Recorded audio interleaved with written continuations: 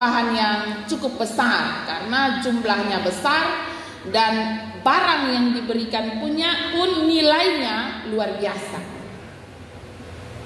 Dan mari kita melihat persembahan yang dipersembahkan oleh seorang janda miskin yang ditulis oleh penginjil Lukas. 2 peser atau 1 duit. Nilainya sangat-sangat kecil kalau diukur dengan 3.000 talenta emas tadi, ya. 1 duit itu kalau dirupiahkan saat ini senilai, ada ahli yang menuliskan dia sekitar 1.500, tetapi ada yang memperkirakan dia sekitar 2.700 rupiah. Tentu sangat kecil, ya. Siapa anak yang SD kelas 2 saja kalau dikasih mama doido kasih 2.000, ini mau beli apa ini? Ya, dia Bayu kalau kasih 2.000, mus 5.000 karena permainan claynya saja dia beli dengan harga 2.000 dan itu hanya 1. Dia bilang son bisa bermain hanya 1 warna, mama mesti lebih. Saudara-saudaraku yang dikasih omong tentang persembahan, di sini Daud mempermuliakan nama Tuhan ketika dia memberi. Dalam pujian Daud dia bilang dia bersyukur karena ia diperkenankan oleh Tuhan untuk membawa persembahan kepada Tuhan. Itu syukurnya yang pertama. Syukur yang kedua dari Daud, dia bersyukur bahwa rakyat yang ia pimpin juga ingin memberi persembahan kepada Tuhan. Jadi apa yang menjadi landasan ucapan syukur Daud ini bukan berbicara soal jumlah besar, nilai besar yang baik ia persembahkan secara pribadi atau yang juga umat Tuhan mempersembahkannya, karena luar biasa persembahan-persembahan yang diberikan untuk pembangunan rumah Tuhan. Dia bilang begitu banyak persembahan, tetapi bagi Daud itu bukan alasan dia untuk bersyukur, karena bagi dia alasan Daud untuk bersyukur ialah karena Tuhan memberikan kemampuan bagi mereka untuk memberi dengan sukacita. Karena Tuhan telah lebih dahulu memberkatinya sepanjang hidupnya dalam masa pelayanannya sebagai seorang raja, demikian juga karena Tuhan telah memberkati umat Israel di dalam masa pemerintahannya. Saudara-saudaraku yang kekasih, di sini kita dapat memahami bahwa Daud sungguh paham akan kebaikan Tuhan, sehingga kebaikan Tuhan itulah yang memampukan umat untuk mampu mempersiapkan pembangunan. Jadi Daud ini hanya sampai pada masa persiapan pembangunan, karena yang akan melanjutkan pembangunan itu Salomo. Meskipun Daud punya kekecewaan karena ia tidak diizinkan oleh Tuhan untuk membangun rumah Tuhan, tetapi walaupun ia hanya sampai pada masa persiapan pembangunan, ia tetap bersyukur. Terima kasih Tuhan, saya diberi kesempatan untuk mempersiapkan pembangunan, sehingga saat anak saya Salomo membangun, ia sudah mampu untuk membangun. Saudara-saudaraku yang kekasih, Daud sadar bahwa jika tanpa Tuhan, maka umat Tuhan tidak mampu memberi dengan kemampuan, karena sesungguhnya semuanya berasal dari Tuhan. Ini bacaan yang kita baca tadi. Artinya Daud mau bilang bahwa persembahan tidak sedang berbicara tentang siapapun yang lebih banyak, tetapi persembahan lebih pada kemampuan untuk memberi karena kasih karunia Allah. Saudara-saudaraku yang kekasih, tadi kita mendengar nyanyian pujian dari anak-anak PAR. Anak-anak PAR pujian bilang begini, aku kecil tapi berharga karena Yesus tebus dosaku, terima kasih.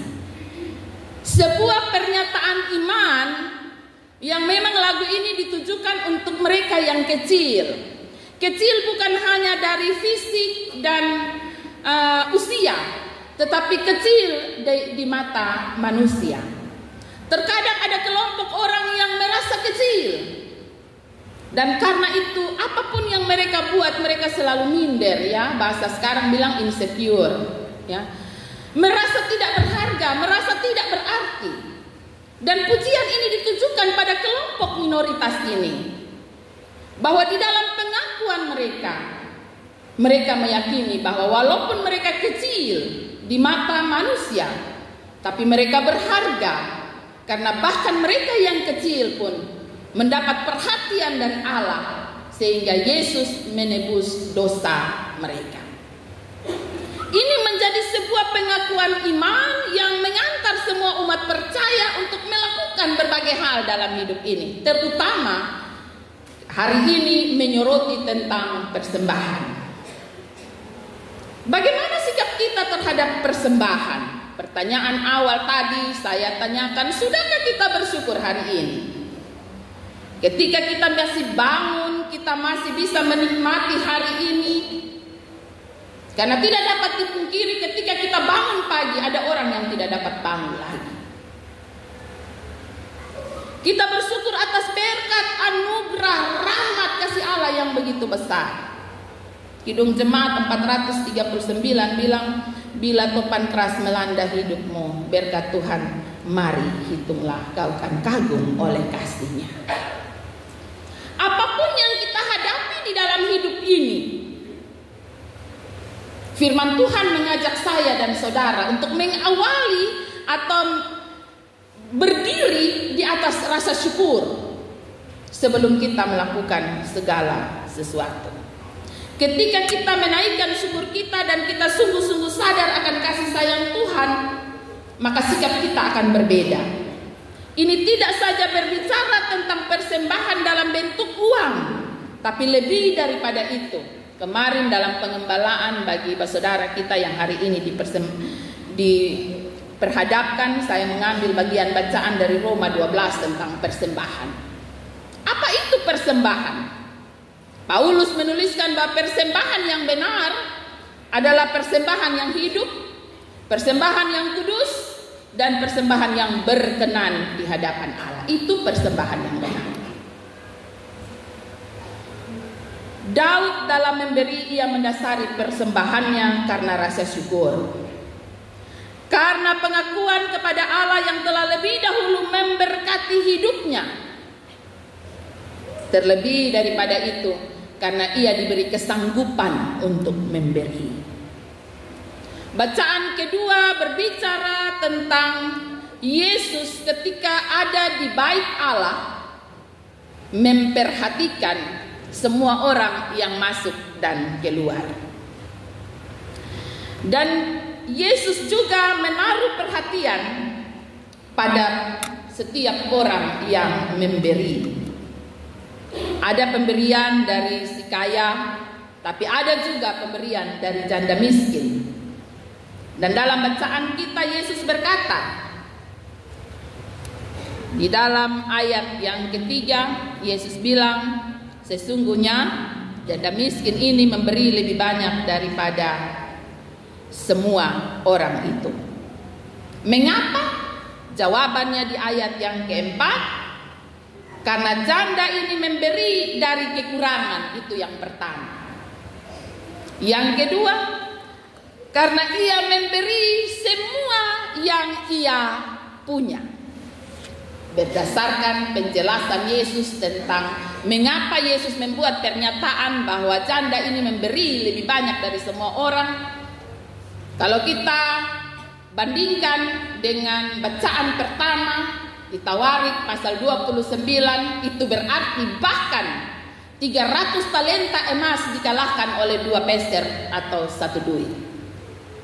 Karena meskipun Daud memberi dengan rasa syukur dan luar biasa, tetapi ia memberi dari kelebihannya. Pasti ada emas lain yang tersisa di rumah.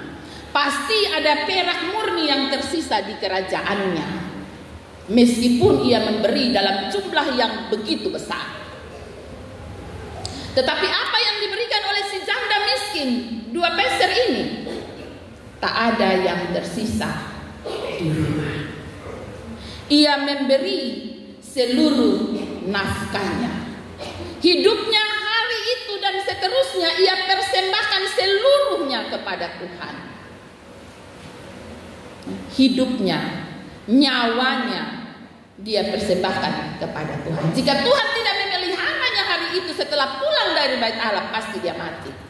Karena tidak ada apa di rumah lagi. Saudara-saudaraku yang kekasih dalam kasih Tuhan kita Yesus Kristus, Tuhan melihat ada pengakuan akan pemeliharaan Tuhan dalam uang 2 peser.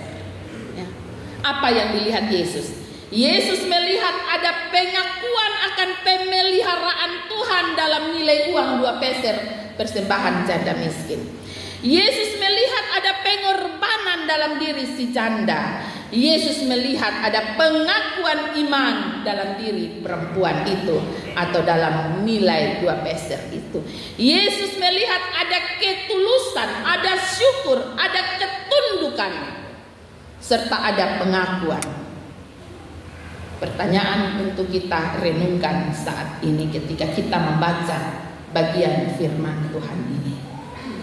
Apa motivasi kita ketika kita memberi? Adakah rasa syukur dalam setiap persembahan kita? Adakah pengakuan akan pemeliharaan Tuhan dalam setiap persembahan kita? Beranikah kita mempertaruhkan hidup kita dalam setiap persembahan kita? Kalau kita bisa menjawab pertanyaan ini, maka kita pun dapat memahami tentang persembahan itu sendiri. Apakah tentang jumlah ataukah tentang kualitas hati? Tuhan Yesus memampukan kita dan Tuhan Yesus akan menolong setiap orang, setiap anak-anak Tuhan yang merasakan kemurahan Tuhan untuk di dalam menjalani hidup ini kita mampu menjadi berkat karena kita telah mampu untuk melihat isi hati Allah. Berikanlah persembahan yang hidup, berikanlah persembahan yang kudus dan yang berkenan di hadapan Tuhan. Persembahkanlah hidupmu untuk mempermuliakan nama Tuhan. Tuhan Yesus memberkati firman-Nya, menolong saya dan kita semua. Amin.